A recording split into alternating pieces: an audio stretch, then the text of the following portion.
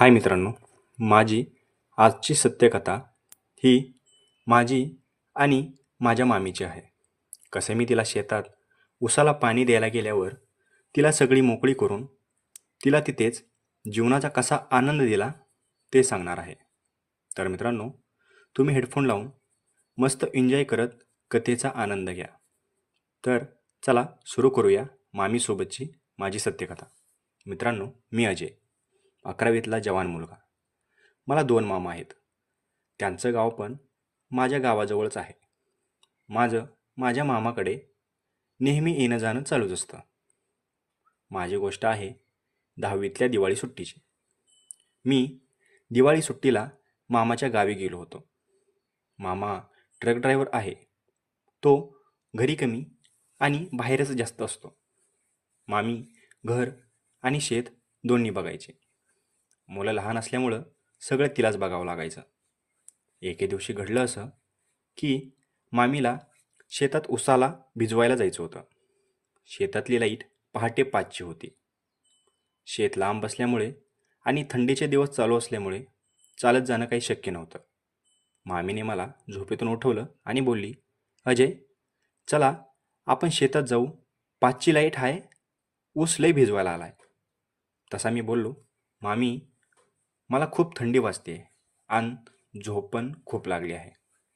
तशी मामी बोलली, चला चादर घेऊन तिथेच झोपा. उसाच्या पाण्यानं गरम वाटतं पण झोप पण होईल तुमची. मग मला नाईलाजाने मामीला शेतात घेऊन जावं लागलं. मी मामीला घेऊन शेतात आलो. मामीने उसाला पाणी चालू केलं आणि दार मोडत माझ्याजवळ बसली. मी चादर आणली होती. मी तिथे जागा साफ केली आणि चादर ओढून झोपायला लागलो. थंडी खूप होती. मामीला पण थंडी वाजत होती. मामी पाणी चालू करून येऊन माझ्या चादरीत शिरली. तसं मामीच्या अस्तित्वाचा आणि माझा संपर्क झाला. मामी मुद्दाम ते करत होती. का नाही करणार? मामा 6 महिने झाले घरी आला नव्हता. मामीला जीवनाचा आनंद घेऊन खूप दिवस झाले होते. तिने हळूच तिचा हात माझ्या भावनेवर घेऊन माझ्या भावनेवर फिरवू लागली. माझी भावना जागी झाली आणि मी उठलो. मी मामीला बोललो, मामी हे काय करताय? तशी मामी बोलली, अजय तुम्हाला खूप थंडी वाजते, मग मी तुम्हाला गरमाई देते. मी बोललो, मामी हे चुकीचं आहे. तशी ती बोलली, अजय चुकीचं ना काहीही नाही, तुम्हाला पण त्याची गरज आहे आणि मला पण. मग मी विचार केला, हा मोका जर मी सोडला तर मला नंतर मोका भेटेल की नाही काही माहिती नाही. तसा मी तयार होऊन मामीची पापे घ्यायला चालू केलं. मामी पण तापली. तिने माझी भावना बाहेर काढली आणि तिला मस्त तिच्यासोबत खेळू लागली. मी हे पहिल्यांदा अनुभवत होतो. नाहीतर रोज माझ्या हाताचा फेरा नेहमी चालूच असतो. मला मज्जा येत होती. तेवढ्यात मामी उठली आणि बोलली, थांबा मी दार मोडून येते. मी सगळा मोकळा होऊन तयार होतो. मग मामी उसाला दार मोडून येऊन आत घुसली. मी मामीच्या अस्तित्वाला मोकळं केलं आणि गोड आस्वाद घेऊ लागलो.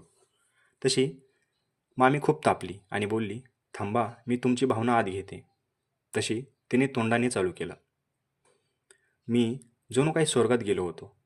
माझा कडक झालेला पाहून मामी बोलली, अजय आता जीवनात घाल तुझी भावना आणि मला जीवनाचा आनंद दे. तसा मी तिला मोकळी करून तिच्या जीवनात माझी भावना घालून तिला वाजवायला लागलो. 20 मिनटं मी तिला वाजवत होतो. नंतर माझ्या पिचकारीने रंग मामीच्या जीवनात सोडले आणि तिचं जीवन रंगमय केलं. नंतर मी सुट्टी संपेपर्यंत आम्ही रोज शेतात येऊन जीवनाचा आनंद घेऊ लागलो. तर मित्रांनो, कशी वाटली तुम्हाला माझी आजची सत्यकथा? अशाच सत्यकथा ऐकायची असतील तर सबस्क्राईब करा आणि गोष्ट आवडली असली